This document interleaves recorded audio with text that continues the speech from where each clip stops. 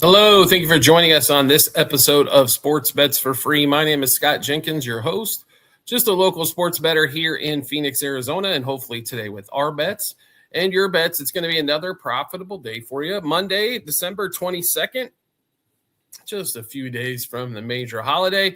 Our basketball show, NBA and college basketball getting started super early on this Monday as all the college kids out, right? So why not play some college basketball games all throughout the day? Really, back and forth day in the NBA and college basketball, NFL.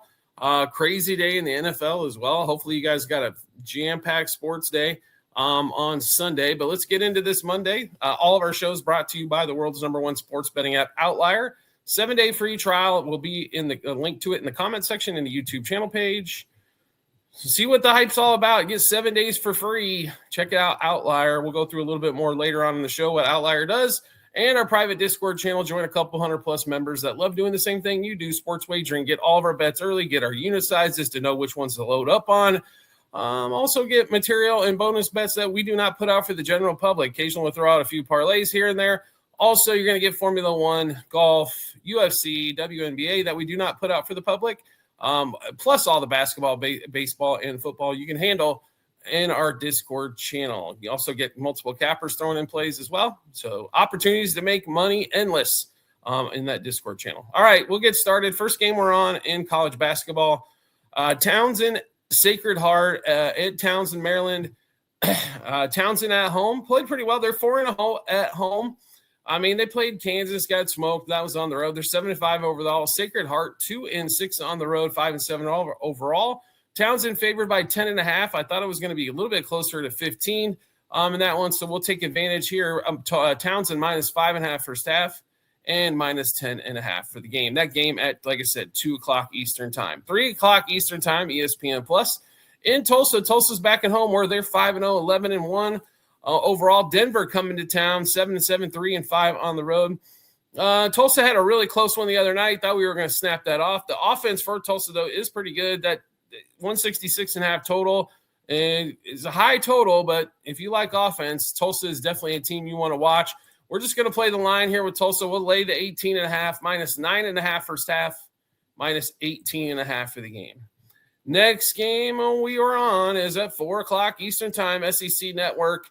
In Columbia, South Carolina. South Carolina at home, 7-1. South Carolina State coming into town. They're 1-12, 0-10. They are god awful. The line's 31.5. I know South Carolina probably doesn't deserve to be favored by 31.5 against anybody, but they should be here. We're going to lay the 31.5 minus 16.5 first half, 31.5 for the game. Next game we're on, Kansas at home. As soon as we can get to the stinking game, right? A lot of basketball. So Davidson coming in. Davidson 1-0 on the road, 8-3 overall. Kansas 9-3. 4-1 at home. They only lost to UConn in a barn burner. 17.5 point favorite for KU. KU's been solid. They've been also covering very solidly as well. Kind of unusual for KU. Normally they win and don't cover, but they have been covering. They're shooting the three ball a little bit better. 17.5 point favorite here. We'll lay it with the Jayhawks minus 9.5 first half and 17.5 for the game. Another interesting game at 8:00 Eastern time as well, like Kansas is that Missouri-Illinois game. We're not going to play it. If that line was 4.5 for Illinois, we'd probably jump on. 8.5 is kind of in no man's land a little bit. Missouri has not played well in the neutral site games. Illinois has faced a little bit of stumper competition. The only 2 games Missouri's lost was against better teams. Something to consider there with Illinois if you're interested in that one as well. Same thing with Wisconsin, but it's 30.5. They'll probably smack them around, Central Michigan around a little bit. All right, next game we're on, Creighton and Utah Tech. Creighton 5-1 at home. They'll 7-5, and they have been blistering ever since they started league play. Only a 19.5 point favorite here against Utah Tech. I think there's, I expect them to win this game by 25, so a little bit of value there. Creighton minus 10.5 first half and 19.5 for the game. Then the last college basketball game we're on, 10:00 Eastern time, ESPN Plus at St. Mary's in Moraga, California, Northern Iowa. who's 2-0 on the road, 9-2 overall. St. Mary's 7-0 at home. So somebody's got to lose a road game or a home game, right? St. Mary's 10-2. The one thing I know about UNI, and the line's already reflecting it, is this game's going to grind. The total was 132.5. It's down to 131.5. I still like it there. I just think we're going to see a game in the 120s. It's probably what we're going to see. St. Mary's UNI under 69.5 first half. And if you just want to play the first half, I don't blame you. I think that's even going to be better. 132.5 for the game. Let's get over to the NBA slate, as we've got a bunch of, we got NBA games as well. All over the place, right? So we'll get started here. 7 o'clock Eastern time frame. Looks like we've got, 7 games on the board? Hornets, Cavs. Somebody please explain these two teams for me. Hornets 9-19, 3-11 on the road. Cavs 15-14, 9-8 at home. We'll check the injury report because you have to in the NBA. Even when they're not on there, they're hurt or sick or making something up. LaMelo, Colin Sexton, Kalkbrenner, all game time decisions. For the Cavs, Strus and Nance are out. Sam Merrill, Craig Porter, and Donovan Mitchell, all game time decisions. The Cavs need to do something here, though. Mitchell's on there for an illness, and he played in the last game. Really? Okay. Like I said, it's almost impossible for the NBA to kind of figure out who's playing and who's not. So a lot of void tickets do happen, especially when we're putting out stuff this early, but that's okay. The Cavs have been absolute dog doo-doo. The Hornets have been absolute dog doo-doo. That's about the most polite way we can probably say it here. The Cavs have lost 4 out of their last 5. And the Hornets have lost 3 out of their last 5. In fact, just getting smacked in Detroit by 26 points is always a lot of fun. The Cavs lost back-to-back games against the Bulls, 1 at home, 1 on the road. They also lost to Charlotte at home already, 119-111 in overtime. They did beat the Lonely Wizards only by 4 and lost to Golden State at home as well. That's how bad they've been. It's been ugly. They have went the wrong direction here in a big hurry in this one. But since it's only 8.5, I guess we're forced into playing it. If this thing was 10.5, 12, in that range, probably would have played the other way. But just see the Cavs eking this one out. Cavs minus 2.5 first quarter, 4.5 first half, 8.5 for the game. There's going to be some point that they're going to wake up and go, holy shit, we need to play a little defense too. Knuppel, 5+ rebounds for the Hornets. Jarrett Allen, 25+ points and rebounds combined. Knuppel, 3+ threes. Lonzo Ball, hopefully we're going to see Lonzo and LaMelo on the floor. 2+ steals and blocks combined. Diabate under 14.5 points and rebounds combined. Knuppel, 9+ rebounds and assists. Next game up, 7:30 Eastern time frame. Pacers, that one whopping win on the road. They're 1-12 on the road, 6-22 overall. Celtics 17-11, 9-5 at home. Celtics been hot as of late. I got a couple of recent wins here. One against the Raptors as well. Injury report-wise, TJ McConnell, game time. Johnny Furphy, game time. Ben Shepherd going to be out. Aaron Nesmith out. And, of course, Obi Toppin still out till February. Jaylen Brown, game time decision with an illness as well. Jordan Walsh, same thing. And, of course, we won't see Tatum, I'm sure, for the year. If you look over their last 5 games here, Pacers are a whopping 1-4. They've lost 4 consecutive. That one win coming against Sacramento at home. Like I said, the Celtics won a couple in a row at home against Miami, at Toronto. They did lose to Detroit. Nothing to be embarrassed about there. They beat Toronto again, and that loss at Milwaukee a little concerning. They just had an off shooting night, but that's how the Celtics run. If they're not shooting well, they're not winning. This game here, pretty easy one for us here. The Celtics are playing well. The Pacers are not. I think they continue that trend. Boston's laying 10.5. I don't think it's enough. Celtics minus 2.5 first quarter, 5.5 first half, 10.5 for the game. Huff for 2+ blocks if you can still find it. Queta under 10.5 points. Anthony Simons, 14+ points. He normally does play really well against the worst defenses, so we're going to bank him here. Derek White, 24+ points and rebounds combined. Derek White, 4+ threes. Peyton Pritchard under 18.5 points. He just had a big shooting game, so probably do. And like we always do, we play Queta under 19.5 points and rebounds, except we're getting it at 20.5 points and rebounds in this one. Next game up, Mavs and the Pels. This one's a big one here. Down at the Smoothie King Center in New Orleans, 8 o'clock Eastern time frame. This line has moved a shade. It did open Pelicans -1.5 and has been bet over to the other side where the Mavs are now 1.5 point favorites. A lot of people on the injury report here. So Christie, Klay Thompson, Cooper Flagg, all game time decisions. Herbert Jones, also game time decision for the Pelicans. The Pelicans, as of late, have not played. Like I said, they've been covering a lot of games. So they've won 4 out of their last 5. In fact, they've covered 5 consecutive in that one. They lost to the Spurs earlier in the month by 3. That was a cover. They beat Portland by 20.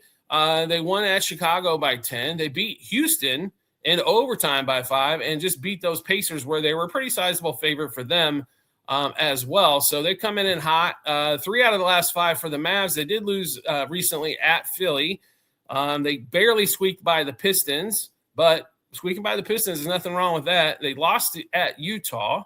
They beat the Nets and they beat the Rockets. So a little bit of up and down there for Dallas. The big thing is Cooper Flagg has really kind of shown up a lot here as of late. So in these games so far, by the way, they have split the season series 1-1. Pelicans did beat the Mavs 101-99 earlier in November.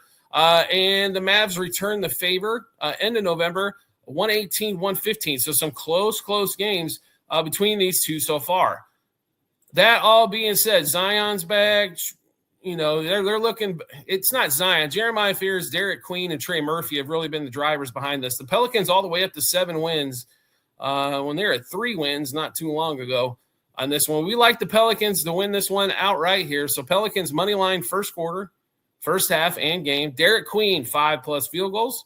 Trey Murphy, 19+ points. Trey Murphy, 3+ threes. Trey Murphy, we're going back to the 3+ assists.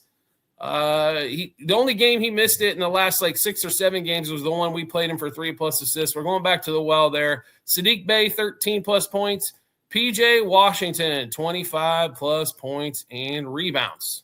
As we continue to fly through the basketball schedule, we've got 9 o'clock Eastern time frame, a lot of later games in Denver Ball Arena. Nuggets are at home, 20-7. I'm sure they're a little ticked off from that Saturday loss to the Rockets. That was not good for them. Standalone game in the early afternoon. 9 o'clock Eastern time. Jazz come to town. Jazz just lost a heartbreaker by 1. They're still at 10-17, 3-8 on the road. Injury-wise is where it's going to make the difference here. I think Markkanen is questionable. Game time is game time decision. Nang is out and Kevin Love is out. Peyton Watson, game time decision. Braun and Gordon still out. They're out till it could be middle of January before those guys are ready to rock and roll. Nuggets, they have not, and the Jazz have not played yet so far this season. Nuggets do come in winners of 4 out of their last 5, just dropping that one game to Houston a couple of days ago. They beat Orlando double digits. They squeaked by Houston at home. They beat Sacramento by 30, and then they beat Charlotte by about roughly 10. And then the Jazz come in. They've won 2 out of their last 5. The 2 wins coming at Dallas at home and at Memphis. They got smoked at OKC by 30. They lost to the Lakers by 8, and they lose that heartbreaker to Orlando in overtime a couple nights ago, 128-127. Keontae George, if you haven't seen him play, you probably need to schedule some time to watch Mr. Keontae George play. He has been fantastic for the Jazz. For the Nuggets, it's the usual suspects, Jokic, Jamal Murray. Cam Johnson's been a okay piece for him, and not something that's outstanding, but been good enough. Bruce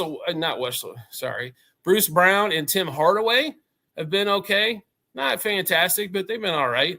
But it is the Thunder. It is the Nuggets. They are at home, and it probably boiled down as it does with most games with the Jazz to that first quarter. They either play well enough in the first quarter to hang around, or they get absolutely blown out and the game's over. We're thinking blowout side of that thing. Nuggets minus 3.5 first half, 7.5, 3.5 first quarter, 7.5 first half, 14.5 for the game.